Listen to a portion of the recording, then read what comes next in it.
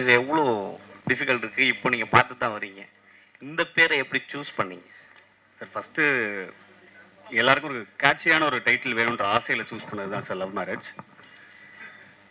அடுத்து இந்த கதைக்கு தேவைப்பட்டது இன்னொன்று. அண்டு எல்லாருக்குமே மேரேஜ்னாவே வந்து லவ் மேரேஜ் தான் ஒரு எக்ஸைட்மெண்ட்டான ஒரு விஷயமா இருக்கும். அரேஞ்ச் மேரேஜ்ன்றது ஒரு போரிங்கான விஷயம் தானே. ஸோ அதனால் இன்ட்ரெஸ்டிங்காக இருக்கும்ன்ற ட்ரஸ்ட்டில் சூஸ் பண்ணது தான், எல்லாருக்கும் பிடிக்கும்ன்ற ட்ரஸ்ட்டில் சூஸ் பண்ணது தான். வாழையை நுழையிறதுக்கு ஈஸியாக இருக்கும். தேங்க்யூ. விக்ரமரூப் சார், மை கொடுங்க சார். சார், இந்த படம் வந்து 30 வயசுக்கு மேலே கல்யாணம் ஆகாத இளைஞர்களை பற்றி நிறைய பேசுது அப்படின்னாங்க. சமீப காலமாக 2-3 வருஷத்தில் நிறைய பேர் ஜென்ஸ் வந்து பொண்ணு கிடைக்காம கஷ்டப்படுறாங்க. அப்படியே பொண்ணு கிடைச்சாலும் எல்லா பொண்ணும் ஐடி கேட்குறாங்க, இன்ஜினியரிங்காங்க, டாக்டருங்காங்க, மற்ற கொஞ்சம் கவர்மெண்ட் வேலை. இந்த மற்றவங்கலாம் வந்து ரொம்ப பாதிக்கப்படுறாங்க. ஒரு மீடியா வச்சுக்கோங்க, கேமராமேன் வச்சுக்கோங்க, நடிகர் வச்சுக்கோங்க, ஒரு ப்ரைவேட்டில் வேலை பார்க்கவங்கலாம். அதை பற்றி என்ன சொல்ல வரீங்க? இந்த படம் என்ன சொல்ல வருது? இது இது இது வந்து நிறைய விஷயங்களை பற்றி பேசுது. இப்போ நீங்கள் சினிமா இந்த மாதிரி விஷயம்னு சொல்ல போதே எனக்கு பிரியன் சொல்லியிருக்காரு, அவருக்குன்னு கல்யாணம் நடக்குதுங்கிற போது நீ சினிமாவில் இருக்க, உனக்கு எப்படி அவ்வளோ ஈஸியாக பொண்ணு கிடச்சிச்சு அப்படின்னு கேட்டாங்களாம். ஏதோ ஒரு லக்குன்னு தான் நான் நினைக்கிறேன். பட் அதையும் தாண்டி நிறைய விஷயங்களை பற்றி பேசுது. அதெல்லாம் நீங்கள் படம் பார்த்து புரிஞ்சுக்கணும்னு நான் நம்புகிறேன். ஏன்னா ஜாலியாக தான் சொல்லியிருக்கோம். யோசிக்க வேண்டிய விஷயம், ஆனால் ஜாலியாக சொல்கிற விதத்தில் சொல்லியிருக்கோம். நான் இப்போ ஏதாவது சொல்லுவேன் ஜாலிக்கு, அப்புறம் அதை எடுத்து வேறு ஏதாவது பிரச்சனையாக்கி விட்டுருவீங்க. ஸோ அதனால் உள்ளபடி நல்ல கேள்வி தான். பட் ஆனால் நீங்கள் கேட்ட கேள்விக்கு இவரோட அனுபவமே இருக்குது. அதுக்கு தான். சார் சார் சார் மிஸ்கின் சாரை வந்து கொஞ்ச நாள் முன்னாடி நம்ம தாஸ் சார் வந்து இதே மேடையில் வாங்குவாங்கன்னு வாங்கினாரு. ஆமாம், பார்த்தேன். இதே இடத்துல அவ்வளோ பெரிய ஆளா அப்படின்னு கேட்டவர், திடீர்னு அவருக்கு நடிக்கிற படத்துலேயே, அவர் வில்லனா நடிக்கிற படத்துலேயே இறக்கிருக்கீங்களே, அவர் வாய்ஸை எப்படி சூஸ் பண்ணீங்க? அவர் பாடுவாரான்னு முதல்ல இது பண்ணீங்களா? இல்ல, இது இந்த கேள்வி அவ மிஸ்கின் பாடினதை பத்தி பேசணுமா இல்ல அதை பத்தி சொல்லணுமா? எப்படின்னாலும் சொல்லலாம். அது இல்ல என்னன்னா சிசி, நம்ம கலைஞர்களா இருக்கும் பொழுது, நம்ம உணர்ச்சி பெருகும் பொழுது நம்ம சிலது பேசலாம் இருந்தது. ஆமாமா, இல்ல என்னன்னா அதான் அது ஒரு இஷ்யூ சார்ந்த அவர் பேசினாரு. பட் தனிப்பட்ட முறையில எல்லாம் அப்படி எதுவும் இல்லைன்னு நான் நினைக்கிறேன். அவர் அப்படியும் சொல்லவும் இல்லை. அதே மாதிரி மிஸ்கின் சார் கிட்டயுமே நான் சொன்னேன், அவர் இந்த படத்துல பாருங்க சூப்பர் நடிச்சிருக்காரா, சூப்பர் அப்படின்னு தான். ஸோ கலைஞர்கள் என்னென்ன இப்போ பொதுவா வெளியில இருந்து பார்க்கும்போது இவருக்கு அவர் போட்டி, அவர் இவரை சொல்லிட்டாரு அப்படின்றதெல்லாம் வந்து ஆக்சுவலா உள்ள எதுவுமே இருக்காது. அடுத்த நாள் திரும்ப இதே இண்டஸ்ட்ரியில தான் நம்ம இருக்கணும். ஸோ அதனால இந்த மனிதாபிமானம்ன்றது எல்லாருக்குமே, என்ன மனிதர்களா படாத கஷ்டம் கிடையாது, இல்லை நிறைய இடிப்பட்டு தான் ஒரு இடத்துக்கு வரோம். ஸோ அதனால அங்கே ஃபுல் ஸ்டாப் வச்சுட்டு மிஸ்கின் சார் பாடினதுக்கு வரேன். எனக்கு வந்து பொதுவாகவே முதல் படத்துலேருந்தே அவருடைய வாய்ஸில் ஏதோ அவர் நல்ல மியூசிக் சென்ஸ் இருக்கிற ஆள். என்னோட குருநாதர் வந்து சஞ்சய் சுப்பிரமணியம் சொல்லி ரொம்ப ஃபேமஸ், உங்களுக்கு தெரியும், சங்கீத கலாநிதி, ரொம்ப பெரிய இசையில் வந்து ரொம்ப வல்லுநர்களுக்கு தான் அந்த விருது கொடுப்பாங்க. ஸோ அவரும் மிஸ்கின் சாரும் ரொம்ப க்ளோஸாக பழகுவாங்க, மியூசிக் பற்றி பேசுவாங்க, லிட்ரேச்சர் பற்றி பேசுவாங்க. நான் பேசும்பொழுதுமே வந்து உங்களுக்கு சொல்லி தெரியணுன்றதுல அவ்வளோ ஒரு ஸ்பஞ்ச் மாதிரி அவர் அப்சர்வ் பண்ணாத விஷயமே கிடையாது. மியூசிக்னு வரும்பொழுது அவர் சிலது எதிர்பார்ப்பார் இல்லையா. ஸோ அந்த தயக்கம் இருந்தது. இந்த பாட்டை அனுப்பும்போது என்னடா சூப் சாங் அனுப்புறமே அப்படின்ற ஒரு சின்ன தயக்கம் இருந்தது. பட் அதை கேட்டுட்டு வந்து அவர் அது மியூசிக்கெல்லாம் ரொம்ப அந்த ஸ்ட்ரிங்ஸ்லாம் சூப்பராக இருக்கே, இந்த இடம் கையில் வந்ததெல்லாம் காணாமல் போகுது, இந்த லைனில் வந்து ஒரு சோல் இருக்குது அப்படின்லாம் நோட்டீஸ் பண்ணி சொன்னார். ஸோ அதனால வந்து அவர் ரொம்ப சிறந்த பாடகர். ஆக்சுவலாக அவர் இன்னும் ரிலீஸ் ஆகாத ஒரு பாட்டு நான் அவர் பாடி ஒரு படத்தில் கேட்டேன், ஒருத்தங்க ப்ளே பண்ணி காமிச்சாங்க, அவ்வளோ அருமையாக இருந்தது. ஸோ அதனால அவர் மியூசிக்குமே கற்றுக்கிறார், மியூசிக் படிக்க கூட செய்வாருன்ற கூட கேள்விப்பட்டிருக்கேன். ஸோ அதனால ஒரு மியூசிஷியனாக தான் அவரை பாட கூப்பிட்டேனே தவிர ஒரு விளம்பரத்துக்காகவோ அதுக்காக கூப்பிடல. ஆக்சுவலாக ஒரு சிங்கராக ரொம்ப சிறப்பாக இருக்கும் அவர் பாடினான்றது தான் ஐடியா. தேங்க்யூ. டைரக்டர் சார், இப்போ சார் லவ் மேரேஜ், அரேஞ்ச் மேரேஜுங்கிறது ஒரு சமூகத்தில் சில கட்டுப்பாடுகளுக்குள்ளே அடங்கி திருமணம் செய்கிறது. லவ் மேரேஜுங்கிறது சில கட்டுப்பாடுகளை மீறி திருமணம் செய்கிறது. இப்போ இது லவ் மேரேஜ் என்கரேஜ் பண்ணுற மாதிரி நீங்கள் படம் எடுத்துறீங்களா, இல்லை தவறுன்னு சொல்லி படம் எடுக்கிறீங்களா? இல்லை சார், எது ரைட் எது தப்புன்னு சொல்கிறது அளவுக்கு நான் இல்லை சார், எனக்கு அது ஐடியா இல்லை. நான் ஜாலியாக ஒரு படம் பண்ணுன்ற ஜோனில் தான் எடுத்தது சார். இந்த படத்தில் கருத்தோ அந்த மாதிரி விஷயங்கள்லாம் எதுவும் இல்லை. நீங்கள் சொல்கிற மாதிரி லவ் மேரேஜை ஆதரிக்கிற மாதிரியோ சரி, அரேஞ்ச் மேரேஜ் எதிர்த்து பேசுகிற மாதிரியும் இல்லை. அது அப்படி இல்லை.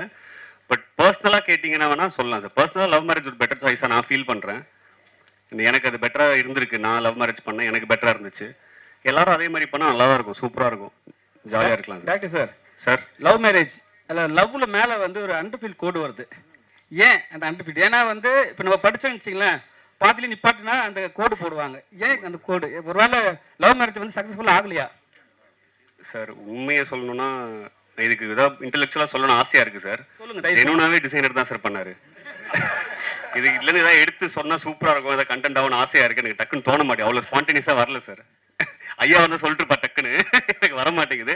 உண்மையாவே டிசைனர் பண்ணி கொடுத்தாரு சார்.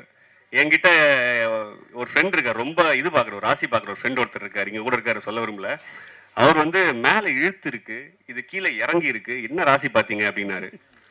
எனக்கு ஒரு மாதிரி ஷாக்கிங்கா இருந்துச்சு. நான் 8-10 வருஷம் சினிமாவில் இருக்கு, இப்படி ஒரு ராசி யாருமே சொன்னது இல்லையே, எப்படி யோசிச்சாரு. இப்போ நீங்க அதை கேட்கும் போது எனக்கு அதுதான் சார் ஞாபகம் வருது. பட் ரேண்டமா டிசைனர் பண்ணாரு சார், எல்லோ டூத் ஒரு Kerala designer sir. Music doctor sir, sir எப்பவுமே வந்து மிஸ்கின் சார் வந்து இளையராஜா பற்றி தான் பெருமையாக பேசிட்டே இருப்பார்.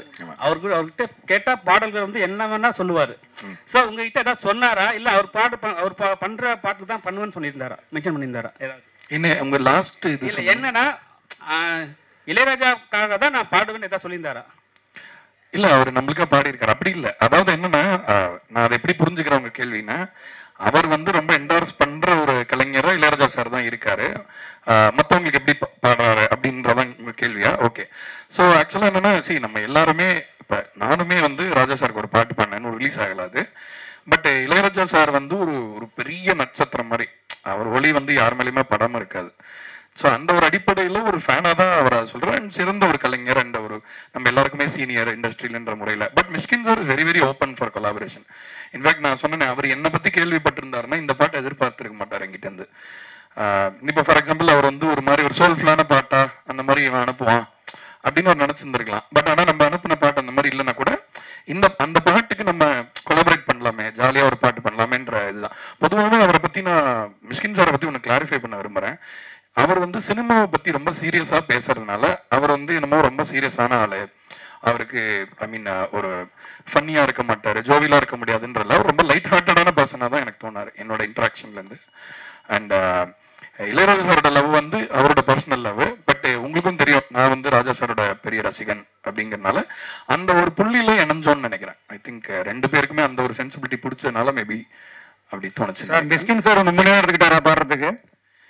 2 மணி நேரத்துல முடிச்சுட்டாரு. ஆக்சுவலா ஒரு பாட்டு வந்து ஒரே வாட்டி தான் கேட்டாரு, வந்துட்டு பாடிட்டு அப்படியே கிளம்பிட்டாருன்னா அடுத்த ஒரு ஷூட் இருந்தது, ரொம்ப அருமையா பாடினாரு. சார் மிஸ்கின் சார் எப்பவுமே எல்லா படத்துக்கும் ப்ரொமோஷனுக்கு வருவாரு. லாஸ்ட் ஒரு மேடையில வந்து ப்ரொமோஷன் கூப்பிட்டா 5 லட்ச ரூபா கொடுத்தா தான் வருவேன்னு சொன்னாரு. நீங்க என்ன கூப்பிட்டு பாத்தீங்களா? இல்ல எனக்கு அதை பத்தி தனிப்பட்ட கருத்துல எனக்கு தெரியவும் தெரியாது. தெரிஞ்சாலும் நான் சொல்லக்கூடிய ஆள் இல்ல, எனக்கு அதை பத்தி தெரியல. சார் மைக் சார், நீங்க வந்து அரேஞ்ச்மெண்ட் மேரேஜ் நினைக்கிறேன். ஆனா அன்னை இல்லத்துல நிறைய காதல் திருமணம், இப்போ கூட காதல் திருமணம் நடந்திருக்கு. உங்களோட தனிப்பட்ட பார்வையில இப்போ உள்ள ஜெனரேஷன் வந்து லவ் மேரேஜ் பெஸ்டா, அரேஞ்ச்மெண்ட் மேரேஜ்?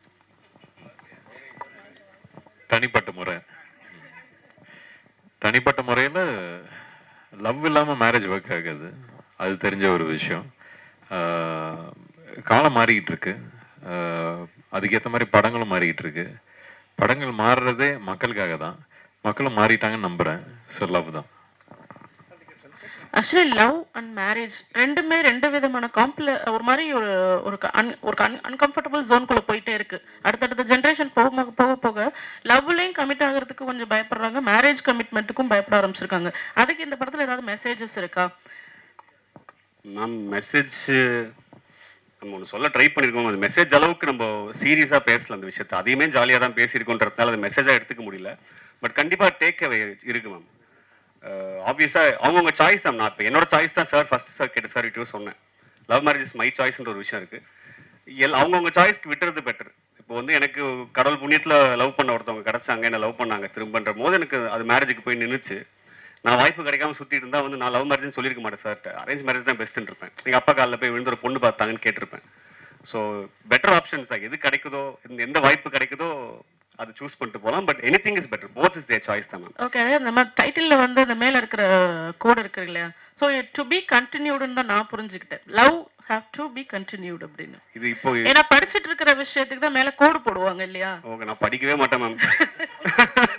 ஸோ லவ் வந்து கண்டினியூ அப்படிங்கிறது தான் எனக்கு அந்த மாதிரி தான் தோணுச்சு. சூப்பர் மேம், எனக்கும் இப்போ அப்படி தோணுது மேம். நீங்கள் சொன்னதுக்கு அப்புறம் நான் தெரிஞ்சுக்கிறேங்க மேம்.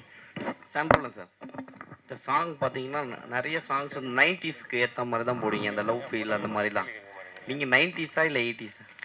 நான் 87 பானு, டெக்னிக்கலி 90s கிட்டு.